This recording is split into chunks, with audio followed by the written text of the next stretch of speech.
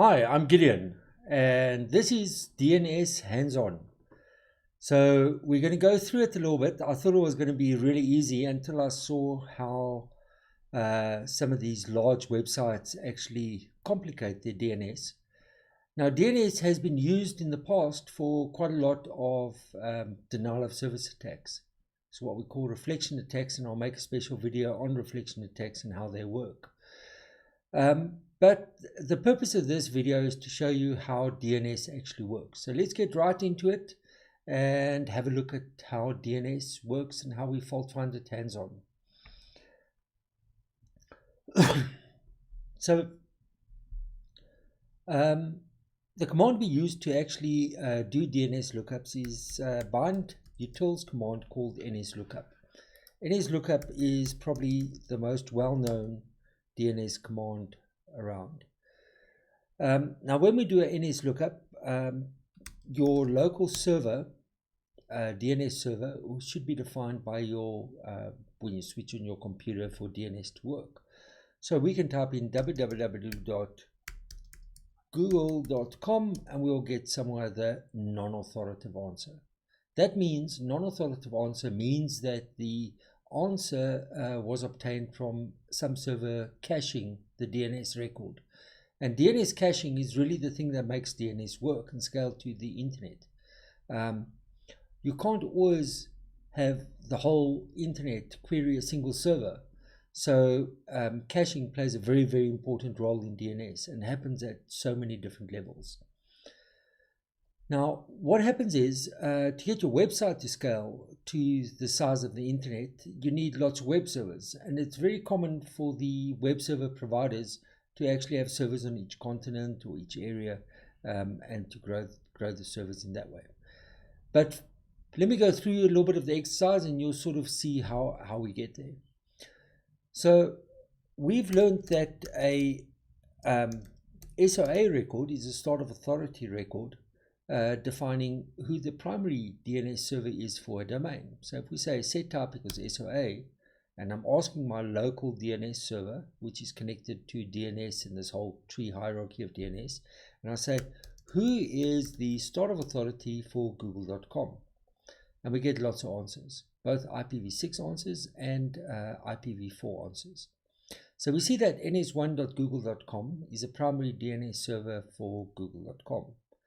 So if we change to ns1.google.com as our server, we go to query, we set our type of query back to A, and we say google.com, what is the IP address of the www server? And it comes back with a different IP address, 172.170.170.36, where my answer I got initially was 216.58.223.132. So let me show you this to avoid the complexity of these large DNS, of these large websites. Let me actually use a very simple website. So I'm going to start up NSLOOKUP again, just so I can get back to my original DNS server. And then I say, give me the set type equals A, which is the default, right? Give me the address for drift, D-R-I-F-T engineering.co.za, and I'll get some other address, non-authoritative address. So if I say set type equals SOA, and I say who is the start of authority for drift engineering.co.za,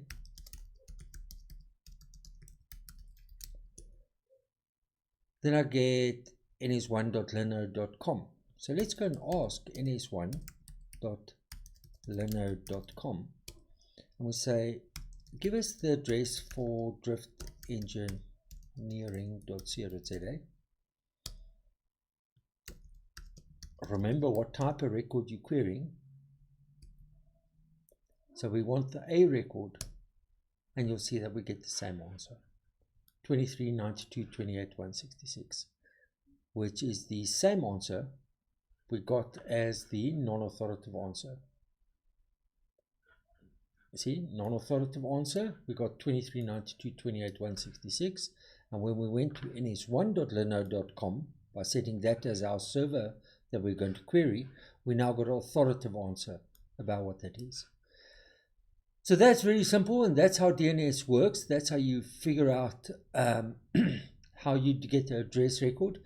Be aware that some of the large websites actually have distributed web servers, and depending on what DNS server you ask, you're going to get a different address based on which continent you are, etc.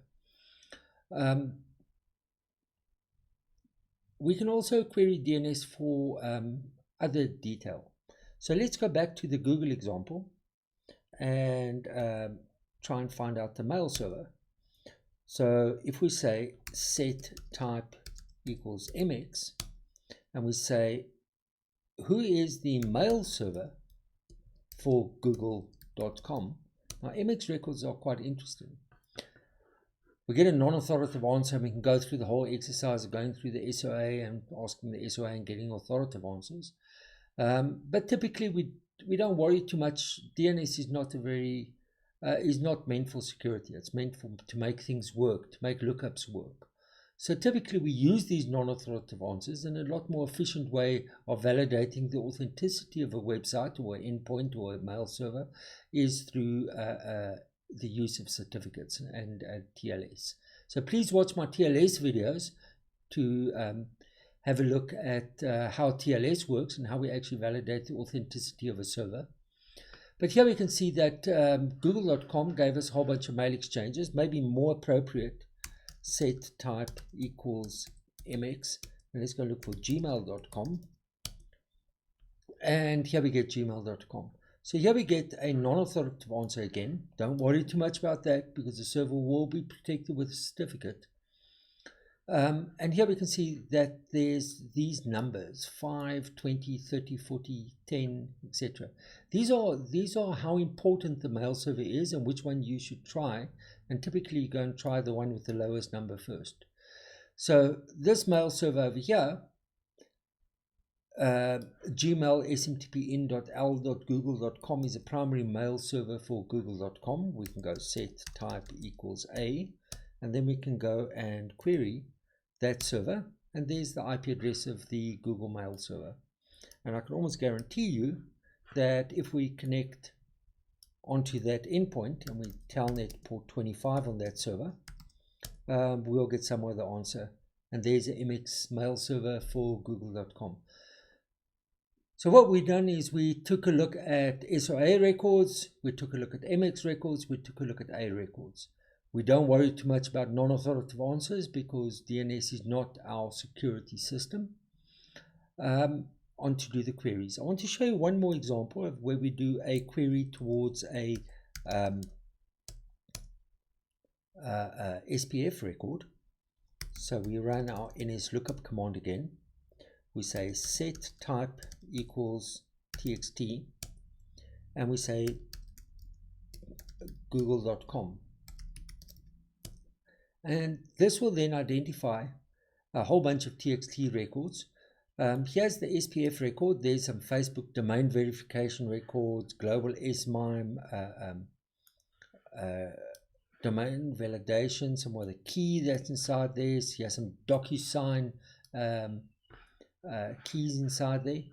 But let's have a look at this SPF record. So what this says is that for google.com, there's a SPF1 record and include _ spf.google.com. And if anyone tries to send you something different, a mail from Google, and it doesn't come in like that, we do google.com, not Gmail. So let's have a look at gmail.com and the SPF records for Gmail. And there we go. For gmail.com, our SPF record is redirect to _ spf.google.com. And this is typically how we go and determine on a mail server and secure mail server by saying what servers, what IP addresses, so what DNS names of servers are allowed to send mail on behalf of a domain. So there we've seen some nice examples of TXT records. Unfortunately, service records, SRV records, are not very popular on the internet. And I will try and get us an Active Directory domain that I can show you a whole bunch of SRV records inside AD. But I also invite you to go and Google SRV records and Active Directory, and they will give you a good view about what type of things are inside SRV records. But don't worry too much about non-authoritative answers and authoritative answers, and just watch the TLS videos about how we actually secure web servers. So thanks for watching. Please watch other videos. I'm going to do another couple of DNS videos. But thanks for watching. Subscribe to the channel and click the like button.